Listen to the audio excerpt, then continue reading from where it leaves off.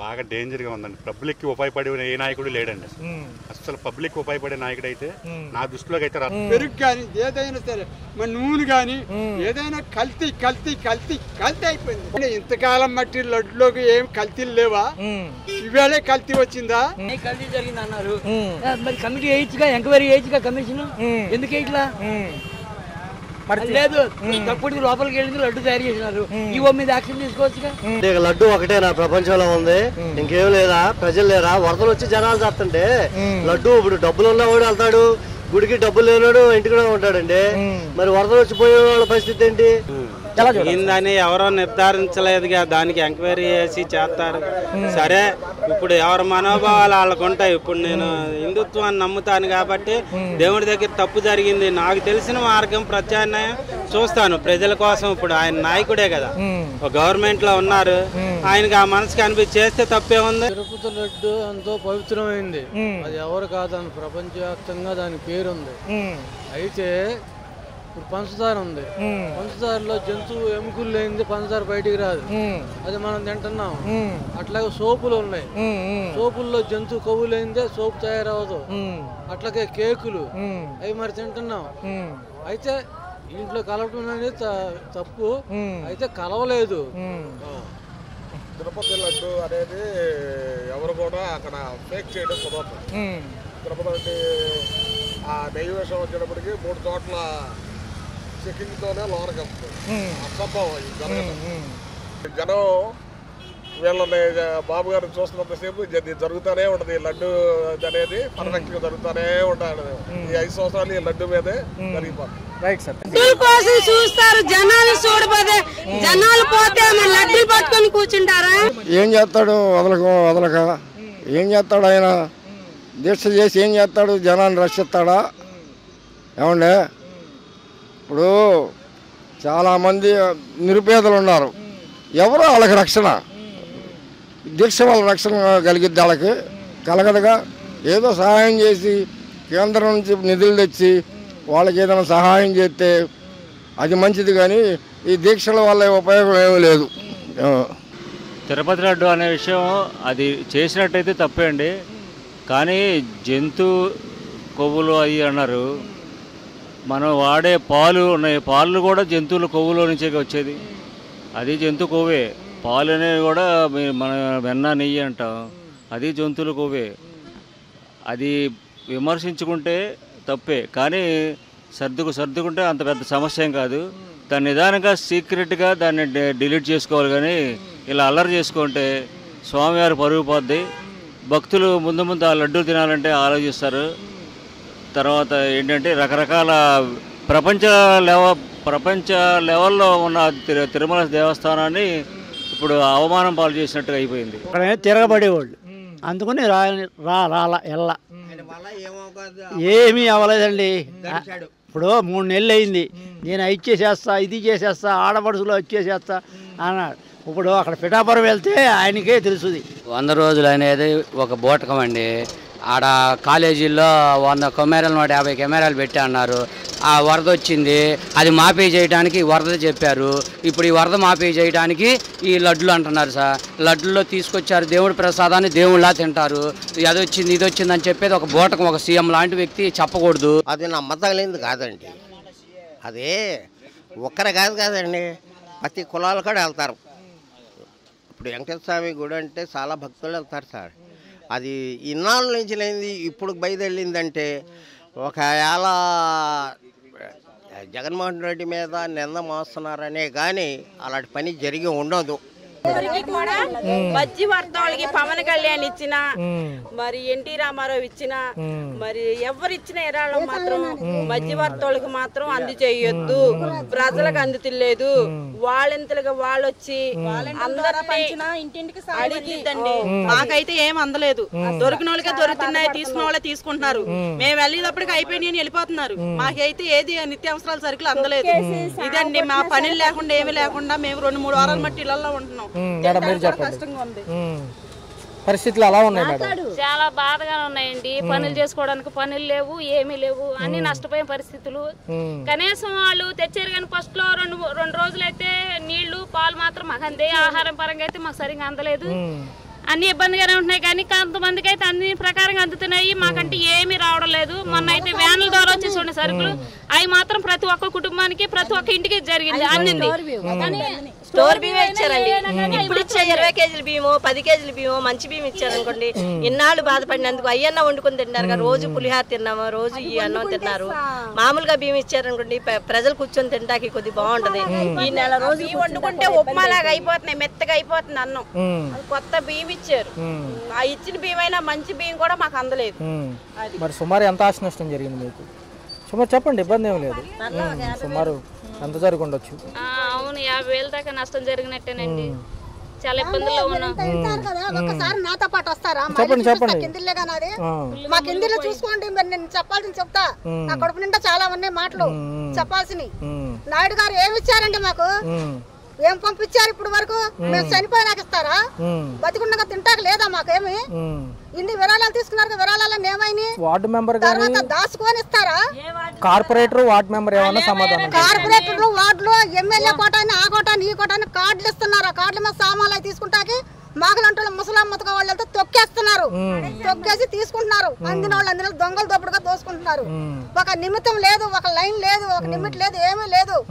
మరి జనాలంతా ఏమైపోవాలనుకుంటున్నారో ఏమో అర్థం కావట్లేదు. ఇంటింటికి 25,000 నష్టపరిహారం అంటున్నారు. దాని గురించి ఏమన్నా లేదండి, ఇంట్లో కనీసం కప్పుకుంటా ఒక దుప్పట్లేదు. ఇప్పుడు నాకు లేదు, చీర కప్పుకొని పడుకుంటున్నా నేను.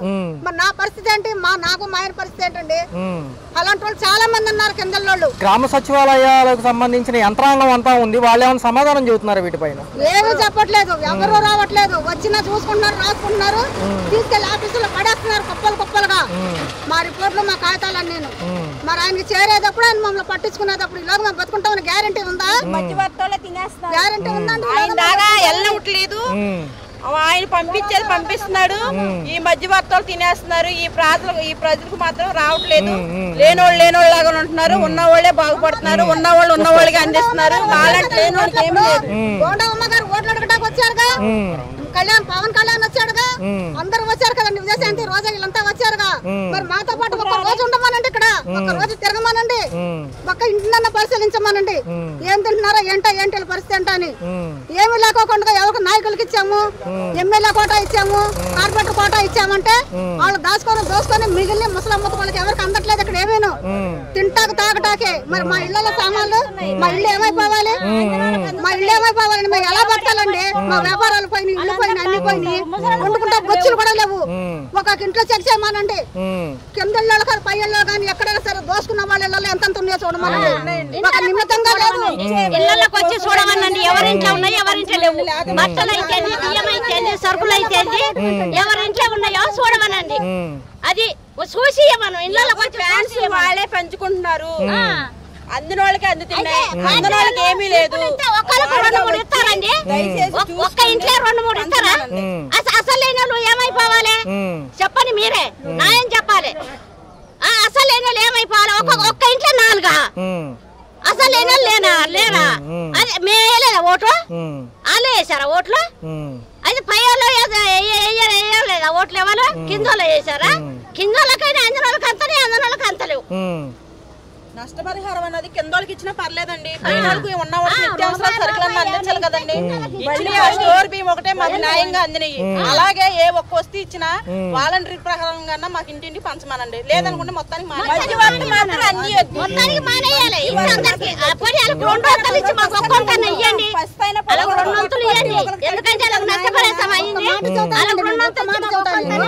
కిందిల్లో 4 ఉంటే పైల్లో ఒకరు ఉన్నారు. ఒక కుటుంబం వెళ్ళి 4 కుటుంబాలు వెళ్ళి ఒక కుటుంబంలో అక్కడ ఇరుక్కొని ఉన్నాం. వాళ్ళు మాకు స్థానం ఇవ్వబట్టే కదా మేము బతికి బయటపడ్డాము. వాళ్ళు ఇవ్వకపోతే మేము నీళ్ళలో కొట్టుకుపోతాంగా. మరి వాళ్ళు ఏం పాపం చేశారండి? మాకు ఆశ్రయిస్తాం పాపం చేశారా? కనీసం మాకు రూపాయి ఇచ్చినప్పుడు వాళ్ళకి 10 రూపాయలు ఇవ్వాలిగా. వాళ్ళకి 10 రూపాయలు ఇవ్వాలిగా సార్. న్యాయం చేయండి మీరు, న్యాయం చేయండి మీరు, అందరికీ న్యాయం చేయండి. అపార్ట్మెంట్లు ఉన్నాయి, 4 కుటుంబాలు ఒక ఇంట్లో దాక్కున్నాం మేము. వాళ్ళకి లేకపోయినా మాకు ఇచ్చారు స్థానం. వాళ్ళు వచ్చి కింద వచ్చి ఒకరికాలక్కడ ఒకరు పడుకున్నారు, పైన పైన ఇంట్లో అట్లా దాచుకున్నారు, చాలా దాచుకున్నారు. అందరికి న్యాయం చేయాలండి. ఒకరికి అన్యాయం చేయొద్దు, ఒకరు న్యాయం చేయొద్దు. కానీ వాళ్ళకు రూపాయి ఇచ్చి సరుకులు సామాన్లు పోయినాయి అనుకో, వాళ్ళు కొంత ఇచ్చి మనకు కొంత ఇయ్యండి. మేము కాదని అంటలేము. ఆ నిత్యావసర సరుకులు తెచ్చుకోవడానికి కూడా స్తోమత లేదండి, పనులు లేక ఏమి లేవు. ఒక వస్తువు పోయిందని చెప్పుకోవడానికి నోరు రావట్లేదు, అన్ని వస్తువులు పోయినాయి. అంచేత మీరు న్యాయం చేయాలా. మీరు ఎక్కడో ఉండి ఇలా మాట్లాడితే కాదు, దగ్గరికి వచ్చి ఏమైపోయి ఏంటి మంచి ఏంటి చెడు ఏంటి అనేసి వచ్చి చూసి వెరిఫికేషన్ చేస్తే అది పద్ధతి. మేము ఎక్కడో ఇళ్లలో కూర్చున్నా మా బాగుంది అని అంటే కాదు, అది పద్ధతి కాదండి. అది మేము చెప్పాల్సింది అది. అందరూ ఓట్లేసి గెలిపించా కావాలని అంటే ఆయనంతా ఆయన చూస్తే అలా చేసాం, ఈయన చూస్తే ఎలా చేస్తే ఎలా చేస్తాం, అది అది న్యాయం కాదు కదా. అది మాకు కావాల్సిన న్యాయం కావాలి. రాసుకెళ్లారు ఇంటింటికి ఏ ఇల్లు అవుతుంది, ఏ ఇల్లు గుంతలో ఉంది, ఏ ఇంట్లో వేయిపోయి చూసి రాసుకుంటే అది వేరు. అందరిని ఒకటే గాట కడుతున్నారు కదా. అలా గాట కడితే ఇప్పుడు ఏ వస్తువులు ఎన్ని పోయినాయో ఏంటో అందరూ టీవీ ఏంటి మంచాలు ఏంటి, ఇప్పుడు మా ఇంట్లో పన్నీసులు మొత్తం మరి ఈ రోడ్లోకి వచ్చి ఎవరైనా గానీ ఏమైనా వచ్చి ఇచ్చింది కూడా లేదు దేనికైనా గానీ. మరి ప్రభుత్వం ఏం చేస్తుందో మరి ఏంటో, పైన వాళ్ళకైనా కింద వాళ్ళకి అన్ని పోయిన వాళ్ళకి చూసి రాయమంటే అది రాయట్లేదు. మరి ఏం చేయాలండి? అలా ఏం మాట్లాడతాం అలాగా వాళ్ళతో? ఇప్పుడు మా తాటాకి ఇల్లు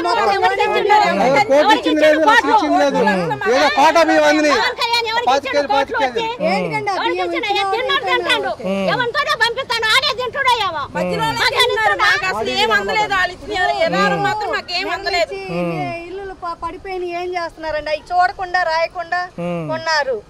ఏంటమ్మంటే రాసాం ఏడు రాసామని అంటారు. అధికారులు ఏం చేస్తున్నారో కూడా నాకేం అర్థం కావట్లేదు. మరి ఈ రోడ్లో మరి ఏం పాపం చేసుకుందో ఏమో. ఇండ్లు చూసి రాయాలి ఎవరైనా గాని, ఏం పోయినాయి ఏంటి అని. ఇళ్లలో చూడకుండా రాసాము చేసామని అంటే ఏం తెలుతుందండి? ఏ ఇంట్లో ఎన్ని పోయింది? ఏమన్నా వచ్చి ఏమి రాలేదు నాయన, మాకు ఏమి రాలేదు. తిండి పిల్లలతో అల్లాడిపోతాను. భోజనాలు లేవు, తెలియలేవు, సుఖాలు లేవు. ఇక్కడికి 64 డివిజన్లో అసలు మొత్తం మీద ఏ నాయకుడు కూడా రాలేదండి. ఉమ్మడి కూటమి ప్రభుత్వాలు వచ్చి 100 రోజులు అవుతున్నాయి కదా, ఎలా ఉంది పాలన? ఈ వాళ్ళకి 17 రోజులు అయింది. 17 రోజులు అయిన కానిండి కూడా ఒక పిల్లలు ఎలాగొన్నారు, మీరు ఎలాగొన్నారు, ఒక ఎమ్మెల్యే కానీ, ఒక ఎంపీ కానీ, ఒక కార్పొరేటర్ కానీ ఇలాంటి వాళ్ళు ఒకటి రావట్లేదమ్మా. మరి పనికి వెళ్తే తినటం లేకపోతే లేదు. ఇదంతా లేపరే కదండి. 63, 64, 62 అంతా లేపరేనండి. ఆ బియ్యమైనా సరే ఆ బియ్యం తెచ్చుకోవాలంటే ఆ బియ్యం కొంత పిల్లలు తింటే ఒంట్లు బాగుంటుంది కదా. ముఖ్యమంత్రి గారు బుల్డోజర్ ఎక్కి తిరిగారు కదా, తిరిగారండి. అదే అందుబాటు అందుకున్న వాళ్ళకి వాళ్ళు అనుకున్న వాళ్ళకి ఇస్తారండి కార్డులు. వాళ్ళు అనుకున్న వరకు వాళ్ళ జనానికి వాళ్ళు చేసుకుంటారు. కానీ 64 డిగ్రీ వచ్చింది, మేమేం చెయ్యాలి, మీకు ఏమందిందమ్మా, మీరు ఎలాగొన్నారు, మీ పిల్లలు ఎలాగొన్నారు అని అడిగే దాత ఇప్పుడు నేర్నన్నా. అసలు మాకు పరోగాంశం చూసుకున్నట్లయితే కోస్తాంధ్రతో పాటు ఉత్తరాంధ్ర కూడా వరదకి బాగా అన్ని రాష్ట్రాలు కూడా మన సాయం చేసాయి. మన ఇప్పుడు 64 మన విజయవాడ ఎన్టీఆర్ జిల్లా కాబట్టి అన్ని రైతులు చేశారు, బంధువులు చేశారు, డాక్టర్లు చేశారు, బ్యాంకులు చేశారు, అందరూ కూడా సాయం చేశారు. కానీ వీళ్ళు మాత్రం రాజకీయ నాయకులు చేయట్లేదు. బాబాయ్ గారు చూసుకున్నట్లయితే మరి చంద్రబాబు నాయుడు గారు 74 ఏళ్ల అనుభవం బయట చేశారమ్మా. చేసేవాళ్ళు వాళ్ళే చేసుకున్నారు కానీ మరి వచ్చి చేసేది లేదు. అంటే పవన్ కళ్యాణ్ గారు 6 కోట్లు ఇచ్చారు విరాళం, మనకి వాళ్ళే సర్దుకుంటారు, వాళ్ళే ఉంటారు. మరి మనకేమి వచ్చాము, రేషన్ కార్డు ఏది, మీ ఆధార్ కార్డు ఏది, మీకు ఇది పలాని బియ్యం అందాయి, ఒక దుప్పటి అందింది, లేకపోతే ఏమందింది అని ఒక్కడో అడగలేదు. మీరు వచ్చారు, మీకు చెప్తాను. సేమ్ ఇదే విషయం చూసుకుంటే ఉత్తరాంధ్ర పిఠాపురంలో కూడా ఇదే అంటున్నారు. ఏమంటున్నారంటే జనం జబర్దస్త్కు సంబంధించిన యాక్టర్లు వచ్చారు ఆ సమయంలో, ఎప్పుడు ఎలక్షన్ సమయంలో, ఇప్పుడు ఒక్కరు రాలేదు, పులిహోర పొట్లాలు కూడా ఇవ్వలేదంట. పులిహోర పొట్లాలు రావట్లేదమ్మా. అయితే పక్క రైతులు కానీ, బ్యాంక్ ఆఫీసులు కానీ, పోలీస్ బందోబస్తు కానీ వాళ్ళు సాయం చేసి వాళ్ళే కొంత నడిపించారు కానమ్మా, ఇంకెవ్వరు నడిపించలేదమ్మా. ఒక పక్క చూసుకున్నట్లయితే మాజీ ముఖ్యమంత్రి గారు ఏదైనా పవన్ కళ్యాణ్ మాకెంతో అభిమానంగా చేస్తాడని మేము అందరం గౌరవించాము. మరి అతను కూడా మన కుర్రోళ్ళు ఏంటి, మన తీరేంటి, ఎలాగొన్నారమ్మా అని అడిగేవాళ్ళు లేరు నాన్న. మరి ఒక పక్క చూసుకున్నట్లయితే అక్టోబర్ 1 నుంచి కొత్త మద్యం పాలసీ అంటున్నారు. ఎంత విపత్తులు ఇంకా మద్యం ఇదేనా, తెల్లారితే మద్యమేనా? ఇంక రెండు భార్య పిల్లలు సంసారం, మనకు సంసారం అనేది లేదా? మద్యమేనా? మద్యం చేస్తే సంసారం గడిచిపోద్దా? భార్య పిల్లలు మరి సంసారాలు ఉండవా? ఇంక మద్యమేనా? 24 గంటలను తింటాక లేవు, ఉంటాక లేవు.